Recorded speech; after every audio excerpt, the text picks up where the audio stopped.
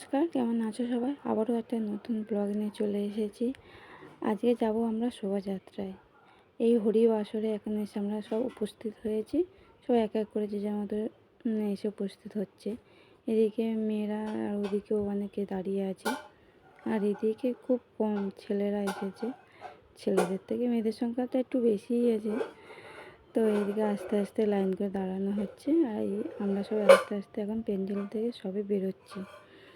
মানে এখন পুরোপুরি বের হয়নি, সব লাইন করা হচ্ছে। যারা গোপীরাদের মতন সব যে একটা পজিশান আছে তারা তাদের মতো বেরোচ্ছে। এই আমরা এখন বেরিয়ে পড়েছি। যেই হলুদ ক্যাপগুলো দেখছো, এগুলো সব হরিবাসর থেকেই দেওয়া হয়েছে। এবছর 40 বছর পূরণ হয়েছে, তাই আমাদের এই ক্যাপগুলো দিয়েছে। আর সব দুদিকে লাইন করে যেতে হচ্ছে, দেখেছো? খুব সুন্দর লাগছিলো, খুব সুন্দর দেখতে। যতটা ভালো লাগছে, যাচ্ছিলাম আরও বেশি ভালো লাগছিল। এই এখন একটু হরিনামের সামনে, মানে কিছু কিছু জায়গায় হরিনাম বাসর আছে, সেখানে দাঁড়িয়ে নাচানাচি চলছে। ব্যান্ড পার্টি করেছে দুটো, একটা সামনের দিকে আছে, একটা মিডিলে আছে, আর শেষের দিকে আছে বক্স। ছেলেরা নাচে আর মিডিলে সব মেয়েরাও নাচছে এসব।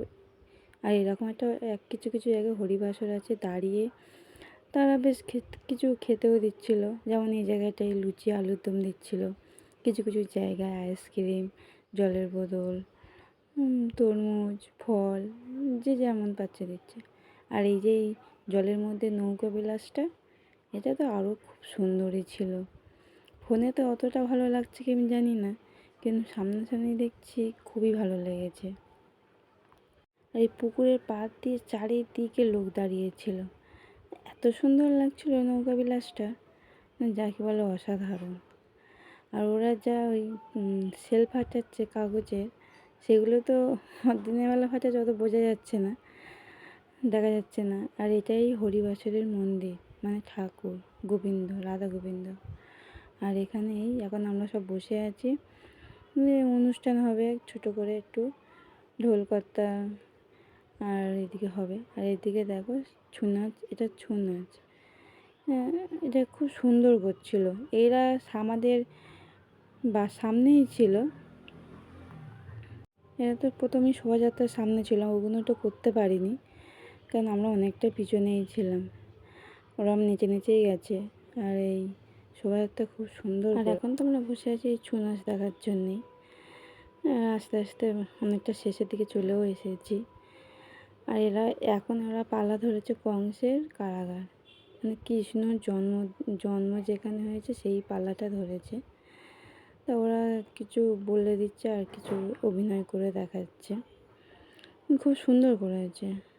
শোভাযাত্রাটা করে এসেই এরা এখানে অভিনয়টা করছে। আর এটা হলো শেষের দিকে। এখন তো প্রসাদ বিতরণ চলছে। আর এখানে মানে 1000-এরও বেশি লোক খাওয়া দাওয়া করেছে। খিচুড়ি, আলুর দম, চাটনি, পাঁপড়, পায়েস সবই দিয়েছে। তো আমার ব্লগটা কেমন লাগলো অবশ্যই বলবেন। Tata, bye bye.